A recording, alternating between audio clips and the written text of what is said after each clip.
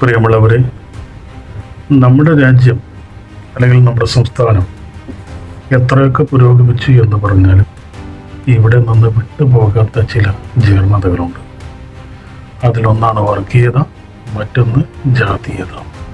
വർഗീയത രണ്ട് മതങ്ങൾ തമ്മിലുണ്ടാകുന്ന സംഘർഷങ്ങളാണ്.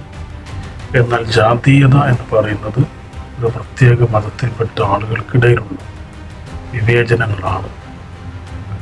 ഇത് നമ്മൾ പറയാൻ കാരണം കഴിഞ്ഞ വർഷത്തെ മലയാള സിനിമാ പുരസ്കാരങ്ങൾ പ്രഖ്യാപിച്ചപ്പോൾ അതിൽ വേടൻ എന്ന് പറയുന്ന കലാകാരനെ ഏറ്റവും നല്ല ഗാനരചയിതാവിട്ട് തിരഞ്ഞെടുത്തു.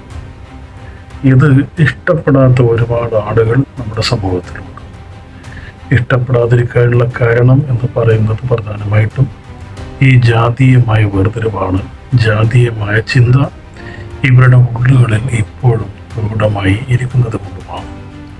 പുറത്ത് ജാതി പറയാൻ പാടില്ല, മതവ്യത്യാസങ്ങൾ പാടില്ല. അത് നിയമപരമായിട്ട് കുറ്റകരമാണ്.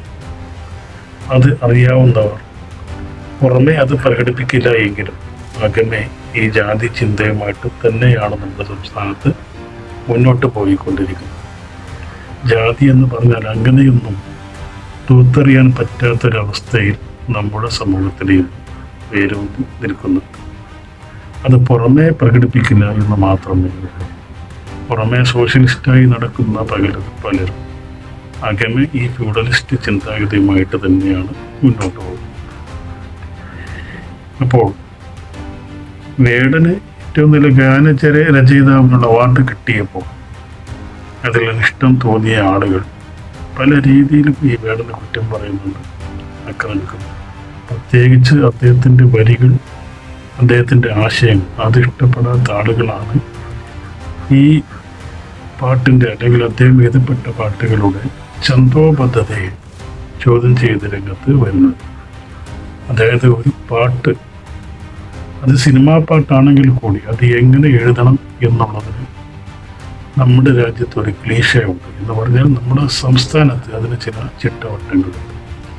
ആ ചിട്ടവട്ടങ്ങൾ തെറ്റിച്ച് ആരെങ്കിലും സഞ്ചരിക്കുകയാണെങ്കിൽ അത് ഉത്തമമായ ഒരു കലാസൃഷ്ടിയായിട്ട് അല്ലെങ്കിൽ ഒരു ഗാനമായിട്ട് സംഗീതമായിട്ട് ആരും തന്നെ അംഗീകരിക്കുകയില്ല എന്നതാണ് യാഥാർത്ഥ്യം. ആരും തന്നെ എന്ന് പറയുമ്പോൾ ഈ ജാതിപരന്മാരായ ആളുകളെയാണ് നമ്മൾ ഉദ്ദേശിക്കുന്നത്. ഈ ജാതി മനസ്സിൽ ശോഷിക്കുന്ന ആളുകളെയാണ് നമ്മൾ ഉദ്ദേശിക്കുന്നത്. രണ്ട് ഉദാഹരണം ഞാനിവിടെ പറയാൻ ഉദ്ദേശിക്കുകയാണ്. ഒരു പ്രാവശ്യം ബോംബെയിലൂടെ ഒരു വാഹനത്തിൽ ഞാൻ സഞ്ചരിക്കാനിടയായി. 1/4 മണിക്കൂർ നേരം ഈ വാഹനത്തിൽ സഞ്ചരിക്കുമ്പോൾ ആ വാഹനത്തിൽ നിന്ന് അന്ന് ഞാൻ കേട്ട ചില പാട്ടുകളെ കുറിച്ചാണ് എനിക്ക് പറയാനുള്ളത്. 25 വയസ്സ് പ്രായമുള്ള ഒരു ചെറുപ്പക്കാരനാണ് ഈ വാഹനം ഓടിക്കുന്നത്. അദ്ദേഹത്തിനൊരു സഹായിയുണ്ട്. ആ സഹായിക്കും ഏകദേശം 20-24 വയസ്സ് പ്രായമുണ്ട്. ആ സമയത്ത് ഈ വാഹനത്തിൻ്റെ മ്യൂസിക് സിസ്റ്റത്തിലൂടെ അവർ പുറത്ത് കേൾപ്പിച്ച സംഗീതം എന്ന് പറയുന്നത് 1950കളിലും 60കളിലുമൊക്കെ ഇന്ത്യ രാജ്യത്തെ ബഹുഭൂരിപക്ഷം ജനങ്ങളെ ത്രസിപ്പിച്ചിട്ടുള്ള സംഗീതമായിരുന്നു. എന്ന് പറഞ്ഞാൽ മുകേഷ്, മന്നാട്, മുഹമ്മദ് റാഫി തുടങ്ങിയ അനശ്വര കലാകാരന്മാരുടെ പാട്ടുകളാണ് ഈ 3/4 മണിക്കൂർ നേരവും അവർ കേട്ടുകൊണ്ടിരുന്നത്. അത് നമ്മളെ കേൾപ്പിക്കുക എന്നതിനപ്പുറം അവരുടെ ആസ്വാദനത്തെയാണ് നമ്മൾ കാണുന്നത്, ആസ്വാദനത്തെയാണ് അത് സൂചിപ്പിക്കുന്നത്. എന്ന് പറഞ്ഞാൽ ഈ തലമുറയിൽപ്പെട്ട ചെറുപ്പക്കാർ പോലും ആ കാലഘട്ടത്തിലെ പാട്ടുകൾ കേട്ട് ആസ്വദിച്ച് മൂടി നടക്കുന്നുണ്ട് എങ്കിൽ ആ പാട്ടുകൾക്ക് ചില പ്രത്യേകതയുണ്ട്. അതുപോലെ തന്നെ തമിഴ്നാട്ടിൽ നിന്നുണ്ടായ ഒരു അനുഭവം, ഒരു ഹോട്ടലിൽ കയറിയ സമയത്ത് അവിടെയും ഇതുപോലെ ചെറുപ്പക്കാരാണ് കാര്യങ്ങൾ കൈകാര്യം ചെയ്തത്. ആ സമയത്ത് ആ ഹോട്ടലിൽ മുഴങ്ങിക്കേട്ട സിനിമാ പാട്ടുകൾ എന്ന് പറയുന്നത് ഈ പറയുന്ന കാലഘട്ടത്തിലെ പാട്ടുകൾ തന്നെയായിരുന്നു. പണ്ട് ജയം രാജ, അതുപോലെ തന്നെ സൗന്ദരരാജൻ, ഇങ്ങനെയുള്ള ആളുകൾ പാടിയ 60കളിലെയും 50കളിലെയും പാട്ടുകളാണ് ആ സമയത്ത് ആ ഹോട്ടലിൽ മുഴങ്ങിക്കേട്ടുകൊണ്ടിരുന്നത്. എന്ന് പറഞ്ഞാൽ ഈ പറയപ്പെടുന്ന തലമുറ, ഈ പുതുതലമുറ ആ കാലഘട്ടത്തിലെ പാട്ടുകൾ കേട്ട് ആസ്വദിക്കുന്നുണ്ട് എന്ന് അർത്ഥം. എന്താണ് ഇതിന് കാരണം? ഒന്ന് സംഗീതമാണ്, രണ്ടാമത്തത് ആ പാട്ടുകളിലെ വരികളാണ്. വരികൾ എന്ന് പറയുമ്പോൾ വളരെ സാധാരണമായ വാക്കുകൾ ഉപയോഗിച്ചാണ് ഹിന്ദിയിലും തമിഴിലുമൊക്കെ പാട്ടുകൾ രചിക്കപ്പെടുന്നു. അതൊരു യാഥാർത്ഥ്യം. അതായത് മനുഷ്യന് സംവദിക്കുന്ന സാധാരണക്കാരായ ആളുകൾ സംസാരിക്കുന്ന ഭാഷയിലാണ് തമിഴിലും അതുപോലെ ഹിന്ദിയിലുമൊക്കെ പാട്ടുകൾ രചിക്കപ്പെടുന്നു. മച്ചാന പാത്തുങ്കള കുളവാഴത്തോപ്പുക്കുള്ള എന്ന് ഒരു പാട്ടുകാരൻ എഴുതും, അത് മനസ്സിലാകാത്ത ഒരു തമിഴനും ഉണ്ടാവുകയില്ല. അതുപോലെ തന്നെ ആജമേ ഊപ്പർ ആസമാൻ നീച്ച എന്ന് പറഞ്ഞാലും അതിൻ്റെ അർത്ഥം മനസ്സിലാകാത്ത ഒരു ഹിന്ദിക്കാരനും ഉണ്ടാവുകയില്ല. ഇതിനൊന്നും ഒരു വിദ്യാഭ്യാസത്തിൻ്റെയും ആവശ്യമില്ല. ഇങ്ങനെയാണ് തമിഴ് സംഗീതവും ഹിന്ദി സംഗീതവുമൊക്കെ ആളുകളുടെ മനസ്സിലേക്ക് ഇടിച്ചു കയറുന്നത്. നമ്മൾ മലയാളികളും ഹിന്ദി പാട്ട് കേൾക്കാറുണ്ട്, തമിഴ് പാട്ടുകൾ കേൾക്കാറുണ്ട്. പക്ഷെ നമ്മൾ ഇഷ്ടപ്പെടുന്നത് ആ സംഗീത മേളത്തെ മാത്രമാണ്. നമ്മൾ എ ആർ റഹ്മാൻ്റെ പാട്ടുകൾ കേൾക്കുന്നു, അല്ലെങ്കിൽ നദീം ശ്രാവണിൻ്റെ പാട്ടുകൾ കേൾക്കുന്നു. ആ പാട്ടുകളിൽ എഴുതപ്പെട്ട വരികളെയല്ല നമ്മൾ ആസ്വദിക്കുന്നത്, മറിച്ച് ആ പാട്ടുകളിൽ വരുന്ന സംഗീത മേളത്തെയാണ്. കാരണം നമ്മൾ ഹിന്ദി ഒട്ടും അറിയാത്ത ആളുകൾ 10ാം ക്ലാസ് വരെ പഠിച്ചിട്ടുണ്ടെങ്കിലും ഹിന്ദിയുടെ അർത്ഥമോ വ്യാകരണമോ അല്ലെങ്കിൽ അതിൻ്റെ സാങ്കേതികതകളോ ഒന്നും അറിയാതെ ഈ പാട്ടിൽ എഴുതപ്പെട്ട ആശയങ്ങൾ മനസ്സിലാക്കാതെ അർത്ഥമറിയാതെ ഒരു സംഗീത പാഠം എന്ന നിലക്ക് മാത്രമാണ് ഹിന്ദി പാട്ടുകളും തമിഴ് പാട്ടുകളും ഒക്കെ നമ്മൾ കേൾക്കുന്നത്. കാരണം നമ്മുടെ ഒരു ശീലം അതാണ്. കാരണം ആ തരത്തിലാണ് മലയാള സിനിമാ പാട്ടുകൾ എഴുതപ്പെടുന്നത്. ഞാൻ ഇന്നലെ പറഞ്ഞതുപോലെ കാർക്കൂന്തൽ കെട്ടിലെന്തൊരു വാസന തൈലം എന്ന് കന്നുകൂട്ടി നടക്കുന്ന ഒരു വിദ്യാഭ്യാസമില്ലാത്ത നിരക്ഷരപക്ഷിയായ ഒരു നായകൻ ഒരു സിനിമയിൽ വന്ന് പാടുമ്പോൾ എന്താണ് ഈ സിനിമാക്കാരൻ ഉദ്ദേശിക്കുന്നത് എന്ന് അത് അദ്ദേഹത്തിന് മാത്രമേ അറിയുകയുള്ളൂ.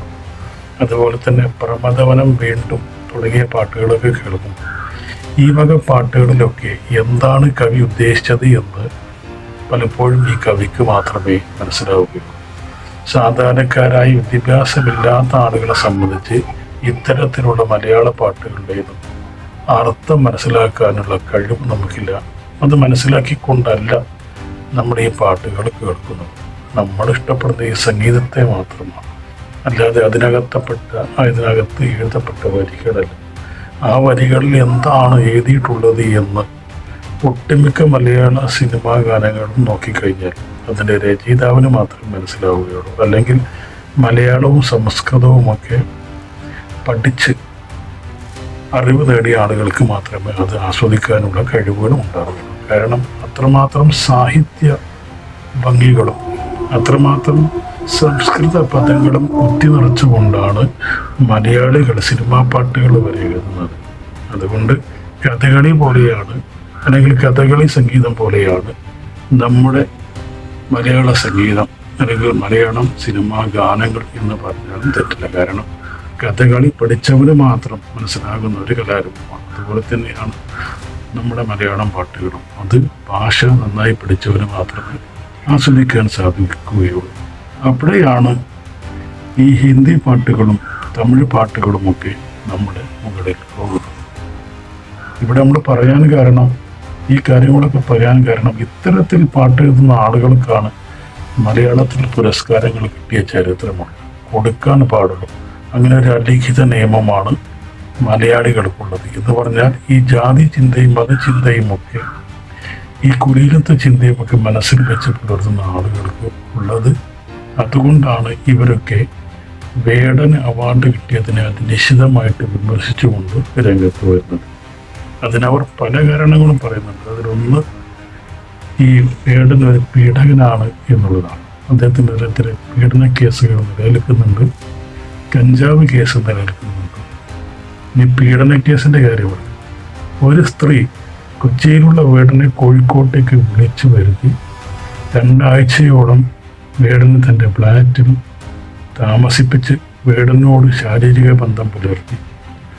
അങ്ങനെ ഈ 2 ആഴ്ച കഴിഞ്ഞ് പിന്നീട് പല മാസങ്ങളും വർഷങ്ങളും ഈ വേടൻ്റെ കൂടെ കൂടിയതിന് ശേഷമാണ് ഈ യുവതി വേടൻ തന്നെ പീഡിപ്പിച്ചു എന്നൊരു കേസുമായി രംഗത്ത് വരുന്നത്.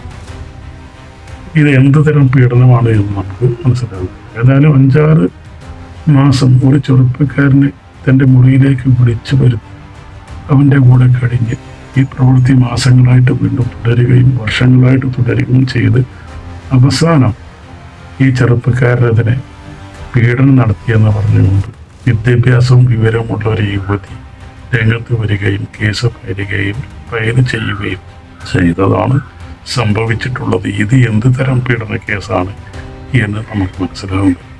ഇങ്ങനെയുള്ള പീഡന കേസാണ് നിലവിൽ വേടുന്നതിരെ ഉള്ളത്. അതുപോലെ തന്നെയാണ് കഞ്ചാവിൻ്റെ കേസും.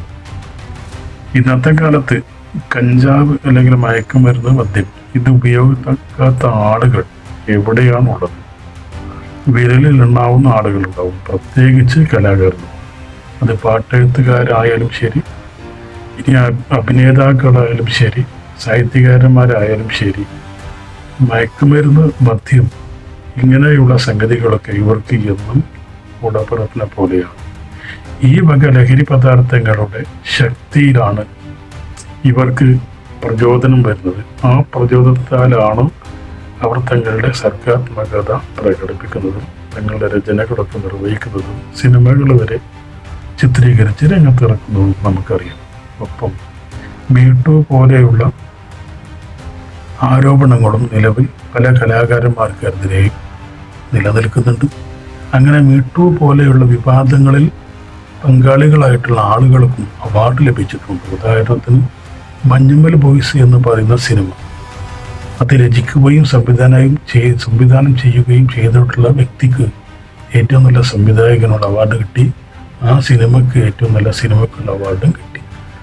ആ സംവിധായകനായ കലാകാരനും മീട്ടു എന്ന് പറഞ്ഞ വിവാദത്തിൽ അകപ്പെട്ട ആളാണ്. അദ്ദേഹത്തിനെതിരെയും കേസുണ്ട്. ഇതൊക്കെ നമ്മുടെ രാജ്യത്ത് എപ്പോഴും നടക്കുന്നതാണ്.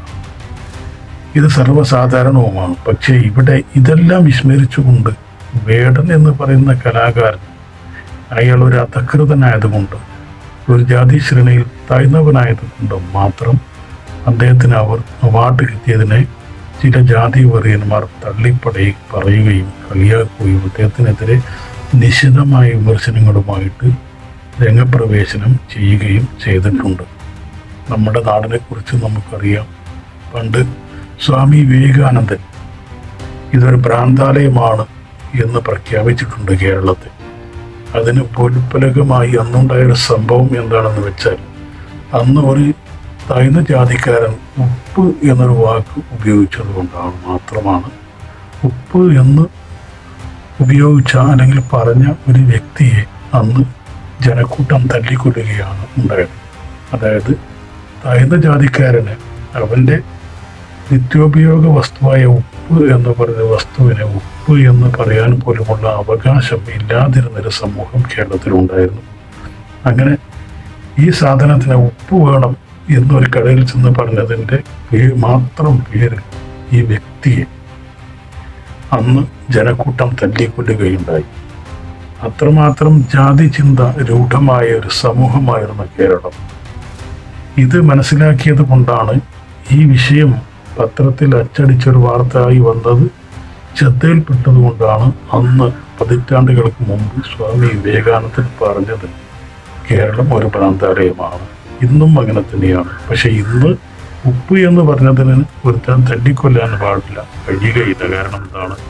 ഇന്ന് ജാതി പറയുന്നതും മതവിദ്വേഷം പറയുന്നതും അത് ശിക്ഷാർഹമാണ്.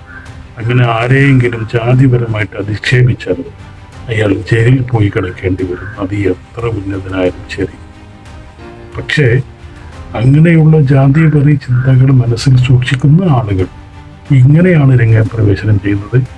ഇപ്രകാരമുള്ള ആളുകൾ, വേടനെ പോലെയുള്ള ആളുകളെ പാർശ്വവൽക്കരിച്ചുകൊണ്ട് തങ്ങളുടെ അടിമകളാക്കി കാലാകാലം നിലനിർത്താൻ വേണ്ടി പരിശ്രമിക്കുന്നതിന് വേണ്ടി നടത്തുന്ന ശ്രമങ്ങൾ ഇവിടെ ശക്തമാണ്. അതുകൊണ്ടാണ് ഇപ്രകാരമുള്ള അവാർഡുകളെ ഇവരൊക്കെ തള്ളിപ്പറയുന്നത്. കാരണം അവർക്കൊന്നും മനസ്സിൽ താലോലിക്കാനുള്ളത് ഈ ജാതി ശ്രേണിയും ജാതി ചിന്തയും ന്യൂഡലിസം എന്ന് പറയുന്ന ആശയവും. അതിനു പറ്റിയ ചില രാഷ്ട്രീയ പാർട്ടികളും ചില ജാതി സംഘടനകളും ഇവർക്ക് പിന്തുണയായിട്ട് ഉണ്ട് എന്നുള്ളതും ഒരു വസ്തുതയാണ്.